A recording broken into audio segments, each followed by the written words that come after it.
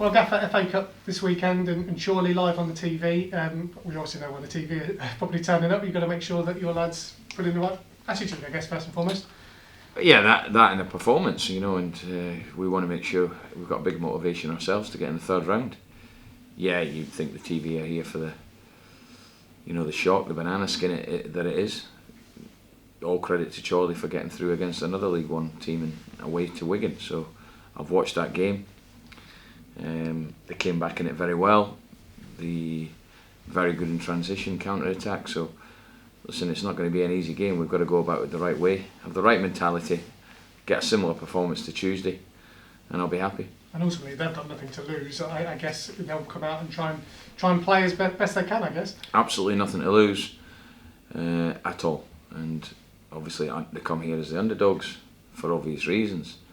But this is why the cup's so good. There's cup shocks. So we've got to make sure that we're in that draw for the third round.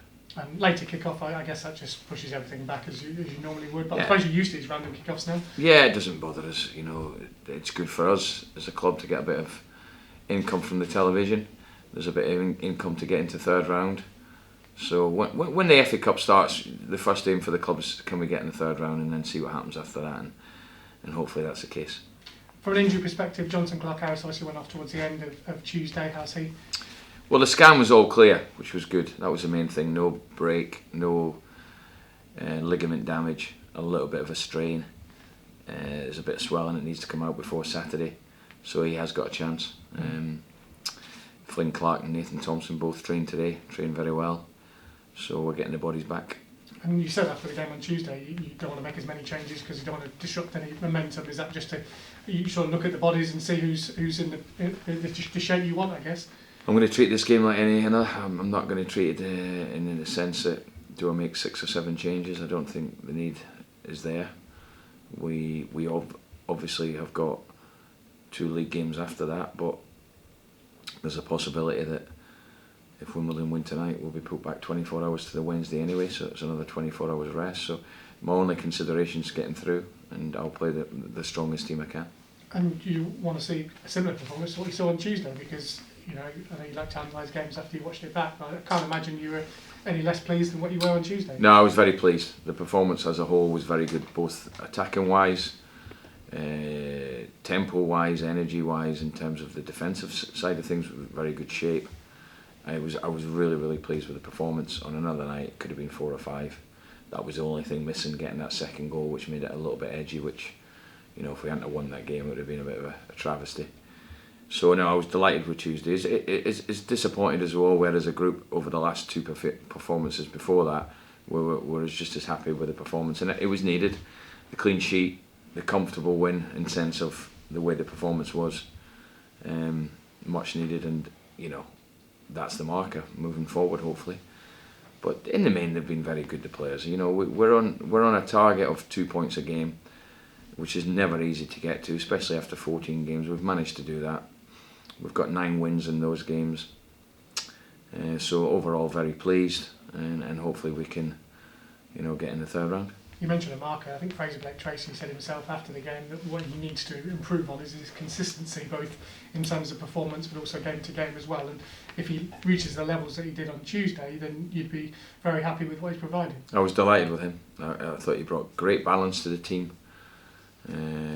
Good energy, strong boy. We brought him in, obviously, and he's had problems with injuries, but he's had many good games for us, and Tuesday was a good example of that. I thought he was excellent. So I was really pleased with the way he played in terms of how I wanted him to play, and I was really pleased with how the players played the shape. That's probably the best we've played it, because we've started with it in this season, but we've had to change it for whatever reason in games. But the balance was correct. I thought the front 3 were a real handful. They played closer together. So overall, I was delighted with the performance, and we need to. The consistency is the key throughout a season. That's what generally brings you success. Consistency, obviously, in results, which we've had in the main, but I feel that obviously consistency in performances will bring those results. And Saturday, certainly for the next 3 games, could be the last without fans, of course. So with the tiers how it is, looks like Wimbledon could go into Tier 2, obviously, which will be fans. Portsmouth next week, and then obviously the Papa John's Trophy game as well. And I guess for you as a manager, you've obviously wanted fans to come back, and it's going to be interesting how it all pans out in terms of getting used to the atmosphere again. Well, we're delighted. We're delighted that the fans are coming back. It's such an important factor in football. It is not the same without them. We've had to get used to playing without them. Obviously, Peterborough, we've now gone into Tier 2, which means I think we can get 2,000 fans in, which is fantastic for the fans. And obviously we'll wait and see on tonight whether if Wimbledon, if they don't qualify, then I would imagine there's no fans at that game unless they push it back. But then obviously the first one could possibly be Portsmouth. So for everyone, it's great to have fans back. I think it's really, really important. I'm glad it's happened. And I think everyone overall in football will be delighted. Yeah, and whilst they're probably not being encouraged to chant or sing or anything along those lines, they can certainly clap and they can certainly play a part. And ultimately, those fans that you are coming back, you want them to play their part. Well, I think the whole reason behind bringing them back is obvious. You would expect whoever it is in attendance, they're going to be sensible and safe. There's going to be social distancing. I think it's really, really important that football's a very emotional game. To tell someone to not be able to do something, you can't control people. So as long as they're sensible and the social distancing and safe, that's the most important thing. But it's a passionate game. You're not going to stop that.